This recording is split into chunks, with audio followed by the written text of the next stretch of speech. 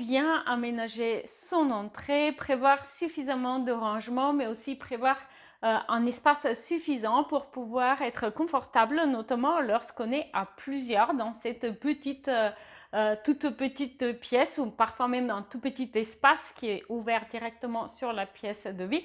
Voici le sujet de cette vidéo. En effet, lorsqu'on va entrer chez quelqu'un, donc imaginons qu'on est reçu chez quelqu'un, on va être souvent 2 à 3 personnes et du coup on est reçu par les personnes qui sont dans le foyer. Souvent 2 à 3 personnes également qui vont nous accueillir et la première interaction elle se fait dans cet espace, à l'entrée. D'où en fait son importance en matière d'aménagement et d'où aussi l'importance d'avoir un minimum d'espace pour pouvoir se dire bonjour avant de passer vers la pièce de vie. Donc cette vidéo, elle vient suite à un coaching projet que j'ai fait pour une cliente de l'espace membre. Donc elle avait une pièce de vie composée on entrait directement dans la pièce de vie. Il y avait le salon, la cuisine et puis un coin repas. Et donc elle avait essayé de créer une sorte de séparation entre la cuisine et le salon. Et elle avait aussi essayé de créer une entrée indépendante en créant une cloison et en plaçant du mobilier. Et donc du coup, j'ai remarqué que pour son aménagement d'entrée, elle avait fait les 2 erreurs que vous faites très fréquemment lorsque vous travaillez pour vos aménagements d'intérieur. Mais aussi, j'ai réalisé que moi-même, je n'avais pas fourni en fait une fiche de dimensions et mesures à connaître spécifiquement dédiée à l'entrée. En fait, dans l'espace membre, vous pouvez trouver actuellement des fiches spécifiquement dédiées à l'aménagement et aux mesures et dimensions de mobilier et de l'espace pour la salle à manger, la cuisine, le salon, la chambre, mais je n'avais pas vraiment fait de fiches dédiées à l'entrée. Et donc le coaching sur son projet m'a amené à constater ce manque et du coup, j'ai fait la fiche dimension et mesure à connaître qui va être à présent disponible dans l'espace membre. Vous allez pouvoir la découvrir dans cette vidéo, mais si vous souhaitez la télécharger, sachez qu'elle est disponible avec les autres fiches de dimension et mesure à connaître dans l'espace membre. Je reviens simplement avant de passer à la fiche. Je reviens simplement sur les 2 erreurs que vous faites fréquemment lorsque vous travaillez sur vos projets d'aménagement. Les 2 erreurs sont d'avoir des erreurs de dimensionnement de votre mobilier. Évidemment, c'est souvent plus petit que ce que ça devrait être. Et aussi, la deuxième erreur, c'est une erreur de dimensionnement de l'espace, c'est-à-dire ne pas prévoir assez d'espace pour pouvoir utiliser les pièces confortablement et aussi pour passer de la porte vers la fenêtre ou vers un élément de mobilier, vers le canapé, etc. Ce sont vraiment deux choses que je constate. Et puis aussi, une petite parenthèse pour les personnes qui souhaitent profiter du coaching avant de passer à la présentation de la fiche. Sachez que si au début, dès que vous vous inscrivez à l'espace membre, vous avez la possibilité de soumettre vos plans d'état des lieux pour que je vous fasse un commentaire sur votre bien avant travaux ou avant aménagement. Ensuite, je vous conseille de ne pas soumettre votre projet trop vite au coaching parce qu'en fait, lorsque vous vous inscrivez à une séance coaching, c'est une séance unique. Donc, si vous voulez en avoir une deuxième, eh bien, il faut souscrire à une deuxième séance. Voilà pourquoi je vous conseille vraiment de prendre le temps d'étudier les workshops disponibles, mais aussi les fiches de dimension et mesure à connaître disponibles dans l'espace membre, d'étudier les projets de la bibliothèque, de les adapter du coup à votre pièce, mais en prenant bien soin de noter quelles sont justement les dimensions de mobilier, idéalement utiliser les gabarits et vous inspirer des espaces vides que j'ai laissés dans les projets pour le vôtre avant même par exemple de modéliser votre projet. Parce que lorsqu'on se lance tout de suite dans la modélisation 3D avec les logiciels gratuits, eh bien, ce qui se passe bien souvent, c'est que vous avez l'impression d'avoir un projet bien ficelé parce que vous avez une jolie image de rendu. Mais l'un ne signifie pas forcément l'autre. On peut avoir des jolies images pour un projet qui ne tient pas forcément la route. Donc, je vous conseille vraiment de prendre le temps d'analyser bien les documents qui sont disponibles dans l'espace membre avant de vous lancer. Donc, dans cette présentation de mesures et dimensions à connaître, on va spécifiquement s'intéresser à l'aménagement de placards pour l'entrée et aux différentes dimensions, mais aussi, je voulais mentionner que dans les appartements neufs, on a souvent une entrée qui n'est pas organisée de la même façon que dans les appartements anciens. Donc là, ici, j'ai simplement pris comme exemple un extrait de plan d'un appartement ancien où on a une entrée relativement en longueur avec un placard ici encastré. Et ici, c'est un plan d'un appartement plus récent. Et en fait, les appartements plus récents, ils vont être soumis à la réglementation d'accessibilité, ce qui fait que dans l'entrée, on va avoir un rectangle qui fait 2,20 m par 1,20 m qui doit être libre de toute occupation, donc libre de tout meuble au placard, etc. Euh, et qui va commencer au niveau de l'huisserie de la porte, ce qui permet d'avoir un petit recul ici au niveau de l'ouverture de la porte si on est spécifiquement en fauteuil roulant, permettant du coup de s'approcher de celle-ci. Alors, euh, du coup, bah, ça va imposer des aménagements un peu différents dans les appartements neufs comparés aux appartements anciens, et notamment dans les petites surfaces, les petits appartements récents. Eh bien, c'est la raison pour laquelle on va souvent entrer directement dans la pièce de vie parce que ça va simplement faciliter les choses côté aménagement. De cette façon-là, on va pouvoir la possibilité de mettre en commun les aires de passage et de circulation et de rotation. Donc c'est pourquoi que c'est pour la raison pour laquelle du coup dans de nombreuses maisons individuelles et appartements récents, vous avez du coup ces pièces de vie ouvertes avec cuisine ouverte et avec entrée directement ouverte sur le salon. Alors que dans les appartements anciens, on va avoir des choses qui sont parfois plus étroites, on peut avoir des couloirs longs, étroits, etc. Alors, ici, vous avez une planche qui est composée de différents meubles, de différents placards qui permettent d'aménager une entrée. Et donc, quand je vous parle de gabarit de mobilier, c'est un exemple, même si il y a d'autres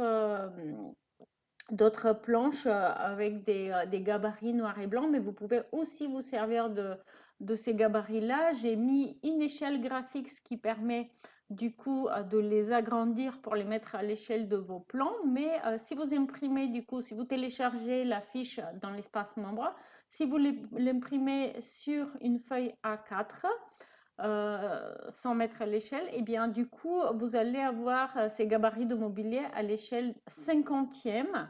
Ça veut dire 2 cm égale à 1 mètre.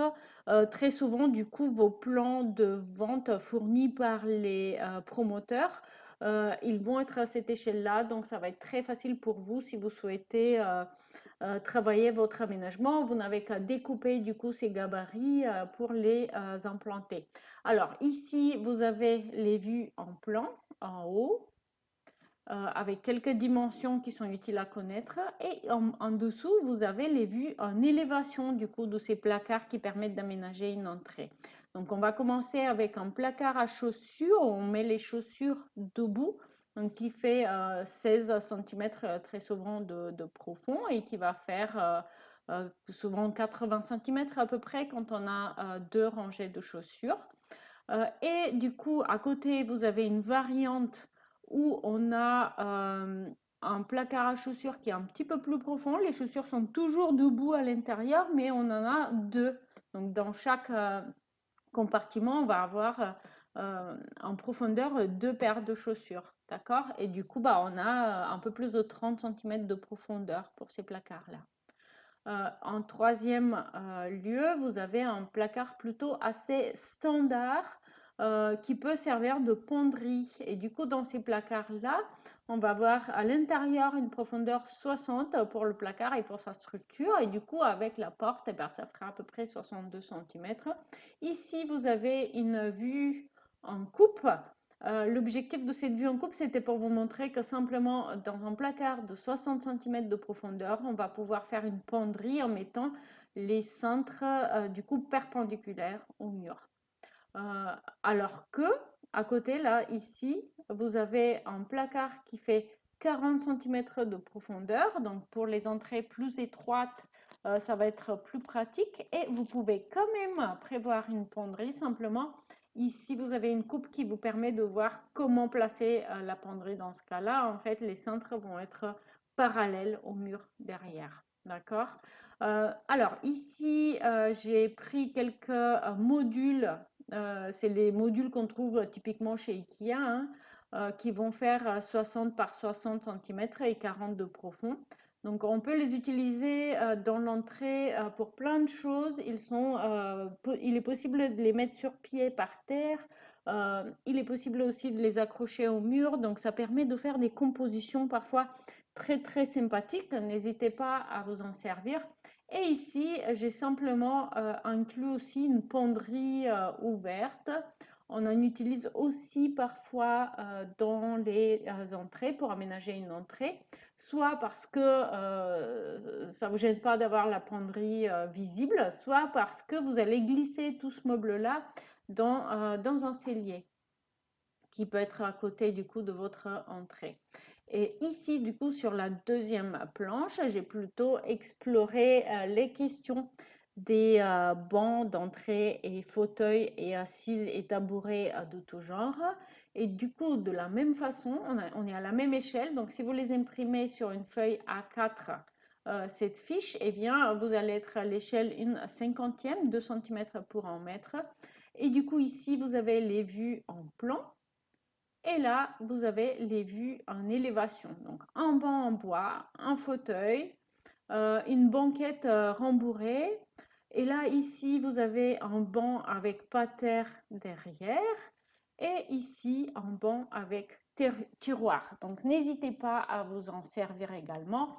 Notez qu'ils ont tous à peu près la même hauteur, même si on a des petites variations, puisque le mobilier mou, souvent, il est un petit peu plus bas, mais on a à peu près, on est aux alentours de 43 à 47 cm de hauteur, ce qui est une assise du coup confortable. Alors, les 5 éléments pour bien aménager une entrée, donc c'est pour ça que j'ai inclus cette vue en élévation, parce que ici on a vraiment tout ce qu'il faut pour une entrée.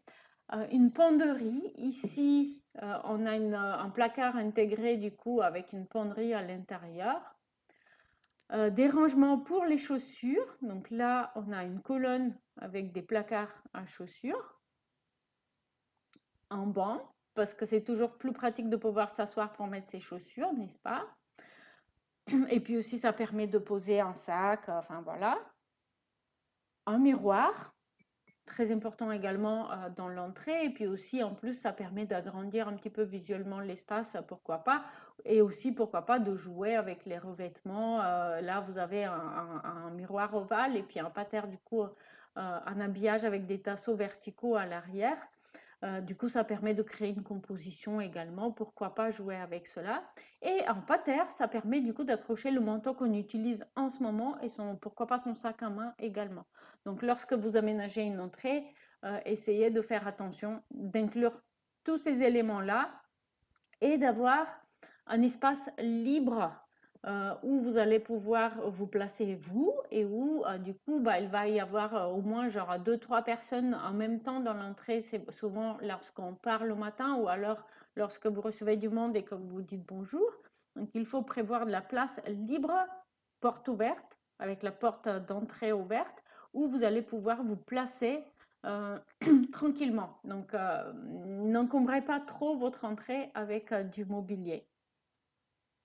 Et ici, spécifiquement, je me suis intéressée à ces configurations où on a une entrée directement dans la pièce de vie et aux solutions permettant de créer une séparation. Et donc ici, dans le premier cas, j'ai simplement créé un habillage avec des tasseaux qui se prolongent aussi au plafond, qui permet de faire une séparation avec la cuisine, donc l'habiller la face de la cuisine, et un meuble bas, donc ça permet de créer un espace entrée assez convivial et joli. Et ici, une variante où simplement c'est un meuble de cuisine. La cuisine, du coup, c'est une cuisine en U dans cette configuration.